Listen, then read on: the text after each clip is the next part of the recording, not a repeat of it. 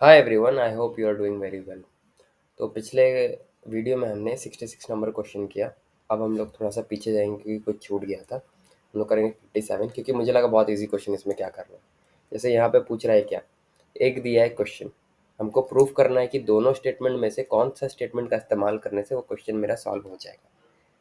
ठीक है, या तो दोनों से हो जाएगा या फिर किसी एक से होगा या फिर किसी से भी नहीं होगा। बस हमें इतना बताना है। तो क्वेश्चन दिया है कि P plus Q minus R, यहाँ पे लिख लेते हैं थोड़ा सा, P plus Q minus R थोड़ा विजुअलाइज करने के लिए, is greater than P minus Q plus R, जहाँ पे P क्यू आर इंटीजर्स है। इंटीजर्स कहने का मतलब प्लस माइनस कुछ भी हो सकता है, नंबर्स। ठीक है, इसका मतलब है कि अल्टीमेटली हमें ये प्रूव करना है कि Q minus R is greater than R minus Q. इसका मतलब है कि अल्टीमेटली हमें पता करना है कि Q और R के बीच में रिश्ता क्या है। ठीक है, तेरे बीच में मेरा रिश्ता क्या है, यही सवाल है। क्यू और आर के बीच का रिलेशन पता करना है। ठीक है, कैसे पता चलेगा? पहला स्टेटमेंट कह रहा है कि पी और क्यू, हम ज़्यादा सोचेंगे नहीं। पहला स्टेटमेंट ये कह रहा है कि पी और क्यू का रिश्ता क्या है। P minus Q is positive, कहने का मतलब है कि P is greater than Q. और दूसरा स्टेटमेंट है कि P minus R is negative, तो P is less than R. पहले स्टेटमेंट से मुझे पी और क्यू का रिश्ता पता चल रहा है, दूसरे स्टेटमेंट से हमें पी और आर का स्टेटमेंट पता चल रहा है। ठीक है, स्टेटमेंट कह रहे हैं पी और आर का रिश्ता पता चल रहा है। ठीक है, और हमें चाहिए क्या, क्यू और आर का रिश्ता चाहिए, तभी हम लोग इस क्वेश्चन को सॉल्व कर पाएंगे। इसका मतलब ये है कि हमें दोनों स्टेटमेंट्स का आवश्यकता पड़ेगा क्यू और आर के बीच का रिश्ता बताने के लिए। जैसे हमें यहाँ पता चल गया कि पी आर से छोटा है, इसका मतलब है कि आर पी से बड़ा है, और क्योंकि पी क्यू से बड़ा है इसीलिए R is greater than P is greater than Q, तो R is greater than Q. पता चल गया रिश्ता। इसका मतलब है कि हमें दोनों स्टेटमेंट्स का आवश्यकता है इस क्वेश्चन को सॉल्व करने के लिए। हो गया, यही आंसर है। The question can be answered by using both the statements together but can not be answered using either statement alone. इसका मतलब कि एक स्टेटमेंट से हम लोग सवाल नहीं बना सकते, हमें दोनों स्टेटमेंट का आवश्यकता पड़ेगा, तो हमारा आंसर हो गया। इसलिए मैं नहीं बना रहा था क्योंकि ये बहुत तुच्चा सा सवाल है। अब 58, ठीक है, ये भी बहुत ही तुच्चा सा सवाल है। पूछ रहा है कि 75% जो है वो चाय पीते हैं। पीते होंगे, अच्छी बात है, यहाँ मान लेते लो। 75% चाय पी रहे हैं, 60 लोग कॉफ़ी पी रहे हैं। वाह जी वाह, 60 लोग यहाँ कॉफ़ी पी रहे हैं और बोल रहे हैं कि कोई भी जो है चाय नहीं पीता है, जो भी दूध पीता है वो लोग चाय नहीं पीता है। तो कैलकुलेशन ही समझ में नहीं है, पर ठीक है। कोई भी जो चाय पीता है वो लोग दूध नहीं पीता है। दूध पीने वाला कितना लोग है, सॉरी, चाय पीने वाला लोग कितना लोग है, 75 है। कॉफ़ी पीने वाला लोग 60 है, और बोल रहा है कि दूध पीने वाला लोग चाय नहीं पीता। इसका मतलब है कॉफ़ी पीने वाला लोग कुछ दूध पीता होगा। ओके, आई होप कि तुमको समझ में आ रहा है। ये मिल्क है, ये मिल्क पीने वाला है। ठीक है, अब हमें क्या करना है कि क्वेश्चन हमें पूछा है कि हमें पता करना है कि कितना लोग पार्टी अटेंड किया था। कौन सा स्टेटमेंट से हमें ये पता चलेगा? तो पहला स्टेटमेंट कह रहा है कि 50% लोग दूध पिया। 50% टुक मिल्क।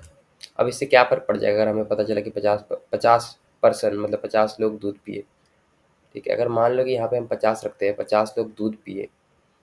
ठीक है, तो हमें ये रिलेशन नहीं पता चलता है कि कितना लोग कॉफ़ी पिया साथ में। ठीक है, हमें रिलेशन पता है कि चाय कितना लोग पिया, कॉफ़ी कितना लोग पिया। चाय और कॉफ़ी दोनों पीने वाला लोग 15 है, ये हमें पता है। लेकिन कॉफ़ी और मिल्क पीने वाला लोग कितना है, ये तो नहीं पता है ना। ठीक है, तो इससे हमें नहीं पता चलेगा कि एग्जैक्टली कितना लोग है जो पार्टी अटेंड किया। तो ये हमारा नॉट सफिशिएंट है, स्टेटमेंट 1 नॉट सफिशिएंट है।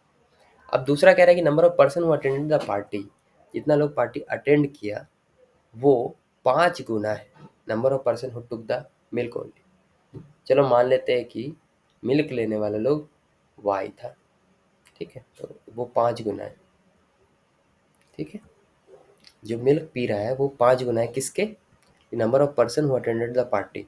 अब हमें कैसे पता चलेगा कितना लोग पार्टी अटेंड किया है? तो यहाँ पे जो है 75 प्लस 60 135। 135 में से 15 जो है वो दोनों पी रहा है, इसका मतलब इसको माइनस करो। ठीक है, क्योंकि सब लोग एक एक ड्रिंक पिया है तो यहाँ पे ऐसे हो जाएगा 120। और मिल्क भी हम लोग अगर ये डिफाइन करें कि मिल्क जो है सिर्फ इतना ही लोग पी रहा है, सिर्फ मिल्क पीने वाला लोग वाई है, सिर्फ मिल्क पीने वाला लोग वाई है, तो यहाँ पे हो जाएगा 120 plus Y is equal to 5y। ठीक है, यहाँ 4y हो जाएगा और y का वैल्यू 30 हो जाएगा। ठीक है, तो y का वैल्यू अगर हमें 30 पता चल गया, इसका मतलब है कि 30 + 120 150 लोग हैं जो पार्टी में है। तो हमें स्टेटमेंट 2 से पता चल रहा है कि एग्जैक्टली कितना लोग होगा। तो अब यहाँ पे हम लोग पढ़ते हैं कि कौन सा स्टेटमेंट सही है। The question can be answered by using one of the statement alone but can't be answered using the other statement alone. The question can be answered by using either statement, नहीं ये तो गलत है। Either statement का इस्तेमाल नहीं, हम लोग को एक मतलब कि आइदर स्टेटमेंट नहीं, ये तो ज़रूरत पड़ेगा ना। The question can be answered by using both the statement together, नहीं। The question can not be answered even by using both the, नहीं। Question can be answered by one of the statement. The question can be answered by using one of the statement alone, but cannot be answered using the other statement alone. जैसे कि इस वाले में क्या दिया हुआ है कि either statement alone। अब क्या हम पहला वाला स्टेटमेंट को पढ़ करके बता सकते हैं? नहीं। इसका मतलब है कि हमें एक स्टेटमेंट जो है वो अलोन काफ़ी है, पर दूसरे से हम लोग नहीं पता कर सकते, तो हमारा ऑप्शन हो जाएगा ए। ठीक है, मुझे लगता है कि आपको ये सवाल भी समझ में आ गया होगा, और आज के लिए इतना ही रखते हैं। कोई भी डाउट है तो कमेंट करके ज़रूर बताओ, और तब तक के लिए all the best, bye bye.